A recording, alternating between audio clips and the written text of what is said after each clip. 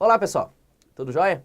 Vamos começar o nosso curso então, agora continuando com algumas informações importantes para você, algumas observações aqui a respeito do modelo de oferta e demanda. Vem para cá. Primeira coisa, importantíssima para nós. Quantidade ofertada é diferente de oferta e quantidade demandada é diferente de demanda. Isso aqui, gente, é palavra-chave. CESP, por exemplo, ele vive de palavra-chave, né? Outras bancas também gostam de cobrar isso aqui. Por quê? Isso é uma situação que diferencia o candidato. Se você estudou bastante, você vai saber que isso aqui é diferente. Se você estudou pouco, às vezes você não tem essa malícia de saber que são coisas diferentes.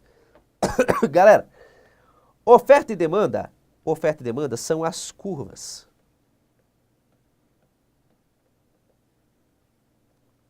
São todas as curvas, certo? Então, a oferta de um determinado mercado, o que é isso? É a curva de oferta. É a curva de oferta, tá? A demanda de determinado mercado é a curva de demanda, tá certo? Então, gente, isso aqui é muito simples. Funciona dessa forma. É a curva inteira. Agora, quantidade ofertada e quantidade demandada? Não. Aqui, elas dependem do ponto. Do ponto que você pega, ou seja, do preço. Depende do preço. Tá? Como assim, Fábio? Simples. Se você tem, por exemplo, uma demanda aqui. Ó, o preço tá R$10. R$10, estou nesse ponto A. Isso vai me propiciar com que eu venda 100 unidades. Com que eu compre, né, 100 unidades. Isso aqui é demanda, as pessoas demandam 100 unidades. Ok, se o preço for 5, isso vai provocar com que as pessoas comprem, por exemplo, 250 unidades. Isso é o ponto B. Galera, 100 unidades é quantidade demandada. 250 unidades é quantidade demandada. Certo? Isso aqui é tudo quantidade demandada.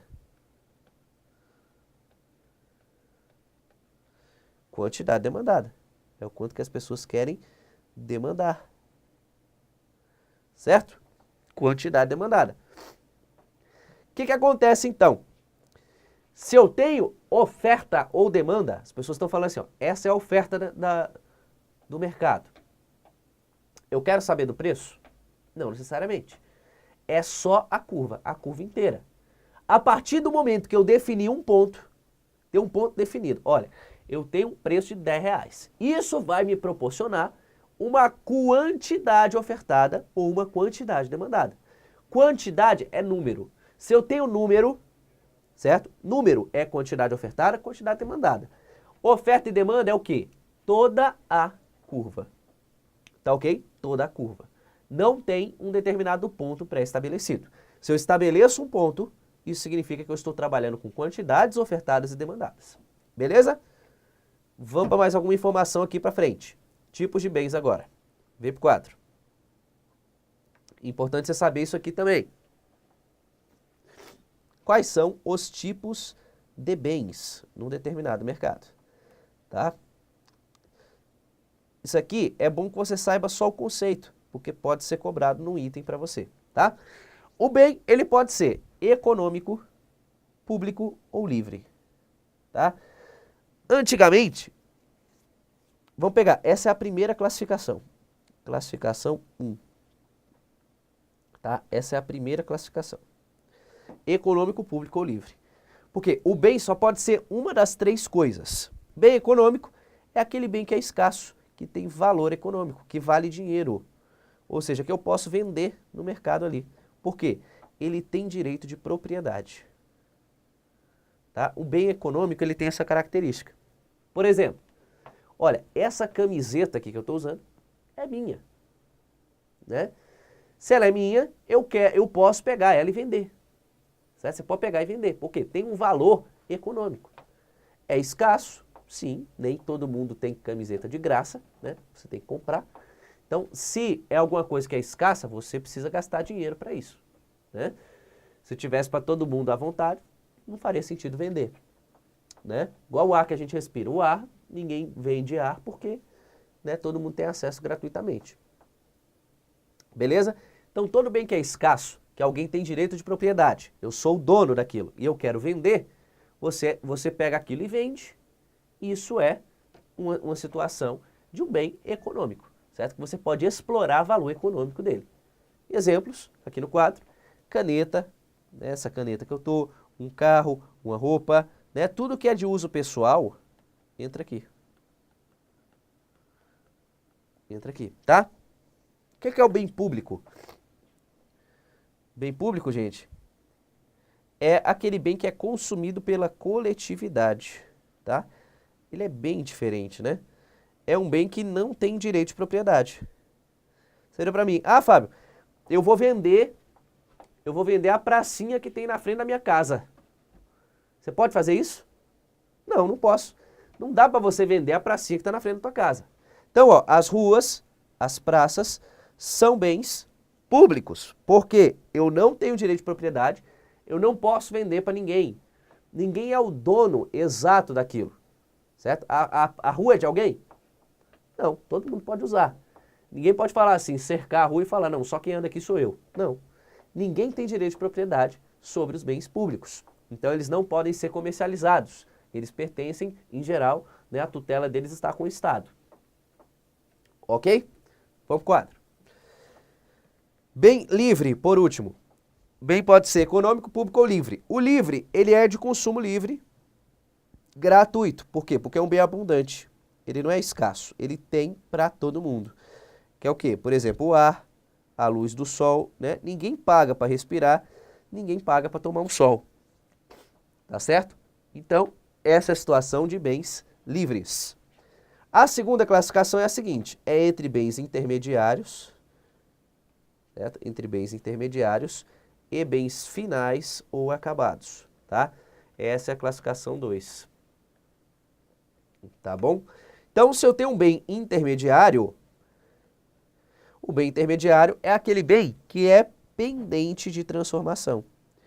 É um bem que ainda vai servir como insumo na empresa. Ele é insumo para outros bens. Por exemplo, o concreto, o tijolo, a cerâmica, todos eles se juntam para formar um bem final, que é, por exemplo, uma casa. Certo? A casa é o bem final. É o bem que está direcionado para o consumo final, né?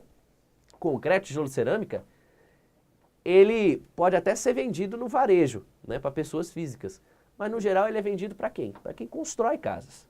Então, a venda, em geral, do bem intermediário, ela é feita para produtores, né? Os produtores ainda vão transformar aquilo no bem final, e aí sim, o bem final vai ser posto na prateleira para vender para o consumidor, tá? Então, o bem intermediário ainda está pendente de transformação, eles vão chegar no resultado final, vai chegar no bem final, que é a próxima classificação. Vamos para cá. O bem pode ser intermediário ou final. No caso do bem final, é aquele bem pronto para venda. É aquele bem que não será mais modificado. Ele já está no mercado. Ele já vai ser direcionado para o consumidor. Tá ok? E aí, móveis, calçados, eletrodomésticos, etc., já são bens finais, que não vão ainda passar por uma transformação. Não, é aquilo que já tá pronto, já está em condições de ser utilizado. Tá? Ok. Bem de consumo ou de capital. É a terceira classificação. Tá? O bem pode ser de consumo ou pode ser de capital ou de produção. Bem de consumo, já diz o nome, ele está pronto para o consumo e ele é destinado às famílias. Bem de consumo é aquele bem que ocorre exclusivamente na atividade de consumo. Alimentos, eletrodomésticos, né, utensílios, tudo mais. E bem de capital ou de produção, gente, já diz o nome, ele é utilizado na produção, né? Se é um bem de produção, ele é utilizado aonde? Na produção. Tá? E Por que o pessoal chama de bem de capital? Porque ele compõe o capital de uma firma. Ele é destinado à firma. Exemplos são ferramentas, máquinas, etc. Por exemplo, a câmera aqui que eu estou gravando. Essa câmera, ela é uma ferramenta, certo? É uma máquina que é utilizada para gravar videoaulas. Qual é o produto do Estúdio Aulas? O produto do Estúdio Aulas é câmera? Não. O produto do Estúdio Aulas são aulas, videoaulas para concursos, certo? Agora, para ele chegar nesse produto final, que é a videoaula para concurso, ele precisa de uma câmera, certo? A câmera, então, será um bem de capital. Por quê? Ele é destinado a uma firma, Estúdio Aulas é uma firma, ele vai adquirir esse bem para auxiliar na obtenção do produto final, tá? E isso compõe o capital do Estúdio Aulas. Quando o Estúdio Aulas fizer, por exemplo, um inventário aqui dos bens que ele tem, né, for levantar todos os bens que ele tem, obviamente o valor da câmera será incluído no capital do Estúdio Aulas. Tudo bem? Perfeito? A ideia é essa. Bem de consumo direcionado para o consumo, bem de capital ou bem de produção, tanto faz, são direcionados para as firmas, porque compõem o capital das firmas. Beleza? Para frente. E aí, gente, vamos falar, né, com mais detalhe agora, o caso do preço dos bens relacionados. A gente já comentou ele brevemente na aula passada, né? Vamos falar um pouquinho mais. O caso, por exemplo, dos bens complementares, né? Vamos falar depois dos bens substitutos. O que são bens complementares? Já diz o nome. Gente, complementar é aquilo que complementa. O que acontece? Isso aqui, gente, é na vida, né? Isso acontece na vida. Vamos supor, quando você conhece, né, quem tem aí namorado, quem tem, né, marido, esposa, namorada, né? Quando você encontra com a sua namorada, né, no início assim do namoro, aquela coisa bonita, né? Por quê? O que você fala para sua namorada? Você me complementa. Não é isso? Você me complementa. É assim que funciona. O camarada fala assim, você me complementa. Por quê? Por que ele fala isso? Porque é a pessoa que tem o que falta em você, né? Então, quando você fala para a pessoa, você me complementa, qual é a vontade que vocês têm? Andar juntos sempre. É ou não é? No início é desse jeito, né? Você começa uma relação, né? Você me complementa, você é linda, maravilhosa e tudo mais, você quer andar junto sempre. O que é um bem complementar? É exatamente isso. É um bem que tem a característica que o outro precisa. Para você usar um sapato, você precisa de uma meia. Para você não machucar o seu pé. Né? Para você manter o seu pé aquecido, às vezes. Né? Então, o sapato e a meia se complementam. Eu não posso usar só meia na rua também, porque, né, a meia não tem resistência, ela ia rasgar facilmente. Então, são bens que chegam juntos, porque eles têm uma utilidade maior juntos. E devido a isso, eles não se desgrudam, eles permanecem sempre juntos, tá? Ok, mas é igual a relação, né? Igual a relação. No início, vocês são complementares, né? Depois de um tempo, né, pessoal? Depois de um tempo, fica aquela chatice, aquela coisa toda, aí você já quer procurar o quê? Um substituto, né? Já quer procurar um substituto. Então, camarada, não, essa pessoa aqui não tá legal, essa minha namorada aqui tá muito chata, eu vou procurar outra. Pronto, você procura um substituto. É isso que acontece. Tem bens complementares e bens substitutos. O substituto é aquele bem que você quer trocar ele por outro. É diferente a ideia. A ideia do bem complementar é você carregar junto. O bem substituto é você descartar aquele bem que você tem para colocar outro no lugar. Ok? Vamos para o quadro. Então, bem complementar, você tem que um bem acompanha o outro. Isso aqui é importante. Então, exemplo, goiabada e queijo, né, para quem é mineiro aí, ó. Vai um junto do outro. Sapato e meia, né? Geralmente você compra sapato e meia junto. Né? Tem gente que gosta, por exemplo, a mulher gosta de formar o conjunto, né? Ela compra o colar e o brinco junto. Nem sei se isso tá na moda mais, né? Não sei direito. Mas tem gente que gosta. Né? Compra como bens complementares. Tá certo? São bens que se complementam. Bacana, sem problema. E aí, galera, qual é a ideia aqui? Aumentos de preços de um bem, se liga bem nisso aqui. Se um bem está mais caro, ele vai diminuir a quantidade demandada do outro. Claro, porque são produtos colados, o que um é afetado, o outro é afetado de forma igual. Por exemplo, se o preço do sapato aumenta, né, igual a gente já falou, se o preço do sapato sobe, isso vai provocar com que a quantidade de meias caia, né? A quantidade consumida de meias caia. Por quê?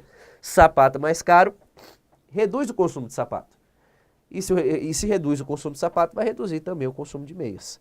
Então, o preço do sapato aumenta, isso reduz a quantidade demandada do outro bem. E no caso do bem substituto? É um que é substituído pelo outro. Então, um bem substitui o outro. Vamos supor, suco e refrigerante, dá para substituir. Boné e chapéu, dá para substituir. Carne e frango, dá para substituir. Várias situações. E o nosso exemplo maior, álcool e gasolina, né? Esses exemplos, gente, de sapato e meia e álcool e gasolina, você vai ter que levar para a tua vida, tá? Não é só exemplo, não. Isso aqui é uma coisa para você levar junto com você. Sapato e meia, você vai levar, vai guardar no seu coração. E álcool e gasolina. Vai por mim que você vai bem, tá? Álcool e gasolina. Você vai ter que levar para a sua vida esses exemplos. Porque você não vai usar a teoria, você vai usar o exemplo para resolver as suas questões. Por exemplo, se o preço do álcool sobe, vamos fazer diferente, álcool está mais caro. Se o preço do álcool sobe, isso vai provocar com que a quantidade consumida de gasolina aumente.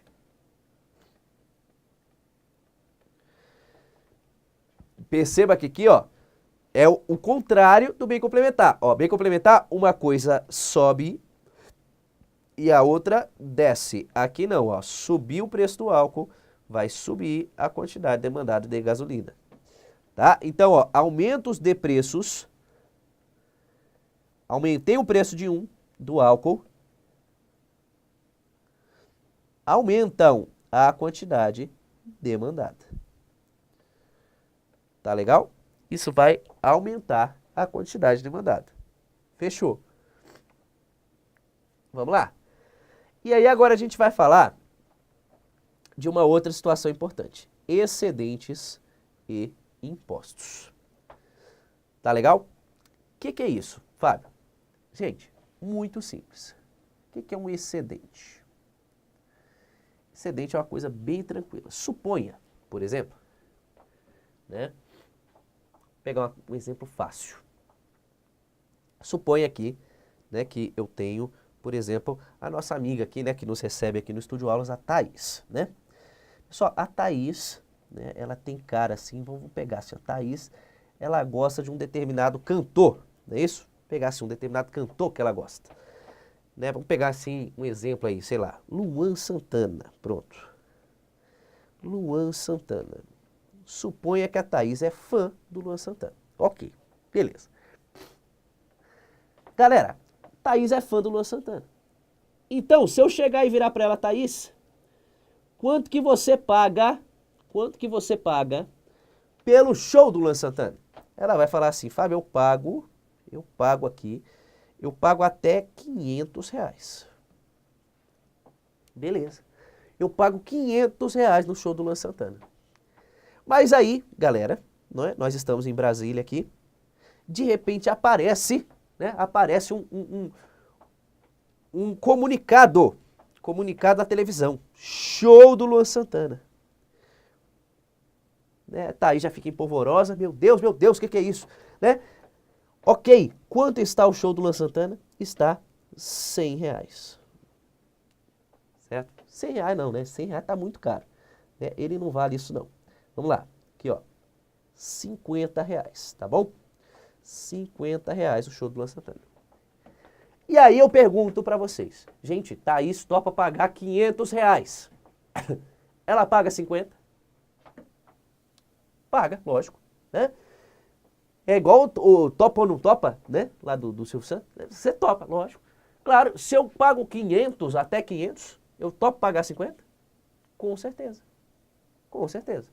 Né? Pra Thaís tá lindo, porque ela vai bancar o show que ela quer ir e ainda vai sobrar quanto? R$ 450. R$ 450 vai sobrar para ela gastar com qualquer outra coisa. Então, galera, é bom para ela uma coisa que custa, que para ela pagaria 500 e agora paga 50? É ótimo. Isso é maravilhoso. Isso traz felicidade, traz alegria, traz bem-estar. E mais, gente, esse bem-estar, ele é sinônimo de quê? Ele é sinônimo de um excedente. Certo? Agora nós vamos falar dos excedentes. Olha que fácil, que bacana. Vem pro 4. A Thaís, ela está aqui nesse ponto, ó. Ela toparia pagar R$ 500, mas ela paga quanto? 50. Então, galera, toda essa diferença na vertical, que eu estou desenhando essa retinha vertical aqui, ela é um excedente que a Thaís está obtendo, um bem-estar que ela está ganhando, tá? Mas não tem só ela, tem todas as outras pessoas que vão para o show do Luan Santana. Tem alguém que pagaria 300, mas paga 50. Tem alguém que pagaria 100, mas paga 50, certo? Ou seja, todo mundo que está acima da linha de R$ 50 e abaixo da curva de demanda vai estar dentro dessa faixa aqui, ó. É gente que pagaria mais do que 50, mas paga 50. Ou seja, tá todo mundo aqui feliz, tá? Isso aqui se chama excedente do consumidor. Essa faixa toda, a chorar desse triângulo vermelho, se chama excedente do consumidor. É o que o consumidor toparia pagar, mas ele paga menos, então ele está feliz. Ok? Beleza. E aí, gente, tem uma outra situação aqui embaixo. Eu vou trocar a cor da tinta para nós. Que é o seguinte. Tem um determinado produtor, né? Vamos supor assim, ó, tem o Luan Santana, né? O Luan Santana vira assim, ó, caramba, eu toparia fazer esse show vendendo o ingresso a R$ 10. Mas eu consigo vender a 50. Isso é bom para ele? É ou não é? Com certeza é. Galera, tem um produtor que toparia vender a R$ 10, mas ele vende a 50. Isso é bom? É. Por quê? Ele consegue um plus, uma quantidade maior no que ele recebe em cada produto, de quanto? R$ 40. Né? Então, existe um algo mais ali de R$ 40. Isso se traduz em bem-estar, claro. Se traduz em alegria, né? E uma situação boa, benéfica. Por quê? O cara topa vender por um X, mas consegue vender por mais do que isso. Tá certo? Então, quem topa vender por 10 e vende a 50, está feliz, com certeza. Ele vende e está feliz. Agora, vamos pegar uma situação que tem gente, né? Tem gente que queria vender a 10, a 20, a 30, a 40 e todos esses conseguem vender a 50. Tá todo mundo feliz. Essa é a situação aqui embaixo que eu vou te mostrar. Vem cá. A situação em verde, ela vai representar o excedente do produtor. Ou seja, os produtores que queriam vender abaixo de R$ 50, mas conseguem vender a 50. Ou seja, esses caras estão extremamente felizes. Isso aqui é o excedente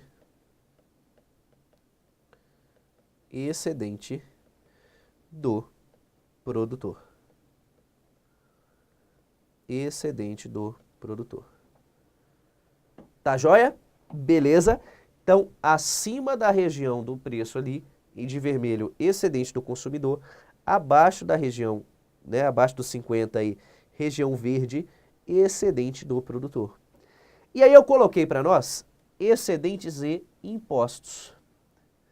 E por que eu coloquei imposto aqui? Porque o imposto, ele provoca um efeito totalmente diferenciado na ideia do excedente. né? Se o governo impõe um preço, olha como é que fica, galera. Eu vou apagar tudo. E eu vou introduzir um imposto agora. Imposto funciona assim, ó. Suponha que isso aqui é o mercado de, sei lá, de suco de laranja, vamos supor. Então eu vendo um suco de laranja a R$2, certo? Vendo um suco de laranja aí R$2. Agora vai entrar um imposto de, por exemplo, R$1. Imposto de R$1. Te pergunto, Fábio, o preço vai para R$3? Sim ou não? Olha só, olha a sua diferença do concorrente. Se alguém pergunta para o concorrente falando assim, ó, um produto custa R$2, imposto de R$1 a mais. O preço vai para R$3? O concorrente marca certo. Você vai marcar errado e vai acertar. Por quê? Isso não está correto no modelo de oferta e demanda. O modelo de oferta e demanda comum, ele vai me demonstrar o quê? Que se eu aumentar o preço para R$3, se está caro, né, vai sobrar produto na prateleira. Não é verdade? E sobrando produto na prateleira, o que vai acontecer? O produtor vai ser forçado a baixar o preço. E o preço vai baixar. Ou seja, vai ser um preço intermediário entre R$2 e R$3, de forma que não exista novamente excesso de oferta e de demanda. Essa é a situação que a gente está procurando aqui. É uma situação com um imposto no mercado. A única coisa que a gente sabe é que ele provoca uma diferença de R$1 entre o preço de compra e o preço de venda. Tá? Entre o preço de oferta e o preço de demanda. Vem para o quadro. Olha só. Eu vou ter uma situação assim, ó. Ele vai gerar uma diferença de preço entre o preço de venda, por exemplo, R$1,50, o preço de venda não, de oferta, e o preço de demanda. O preço de demanda vai ser, por exemplo, R$2,50. Tá certo? Ou seja, nessa situação, o produtor vai ser forçado a reduzir o preço dele em 50 centavos e o consumidor vai ser forçado a pagar mais 50 centavos. E essa é a situação padrão, galera. O imposto ele é dividido entre os produtores e os consumidores, a não ser em situações bem especiais, mas o normal é isso, que o imposto seja dividido entre ambos, tá? E aí, gente, o que acontece com essa situação? Aqui eu vou ter, né, vou apagar isso aqui para ficar mais fácil, eu vou ter no final das contas uma diferença aqui de R$1 entre o preço de compra e o preço de venda.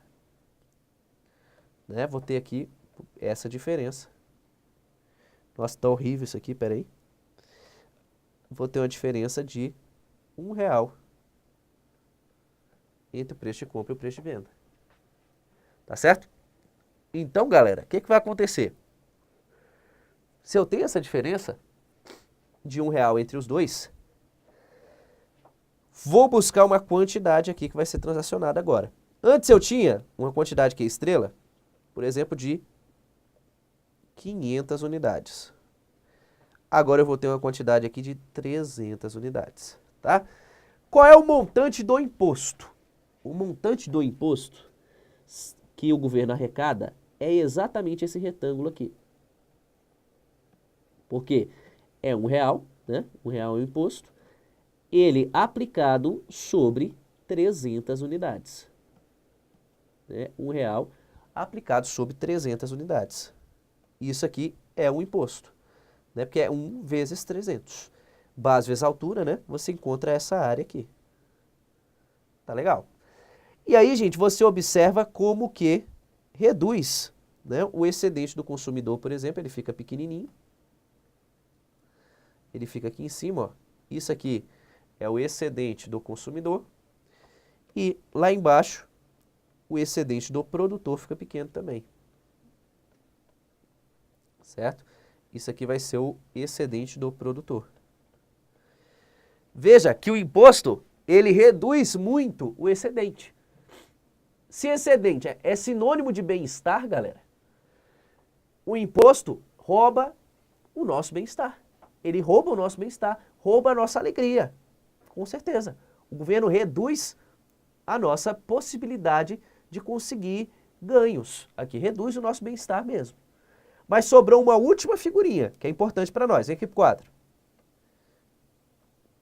Que é esse triângulozinho que eu estou pintando de amarelo. Esse triângulo inteiro aqui, ó, que eu estou pintando ele de amarelo.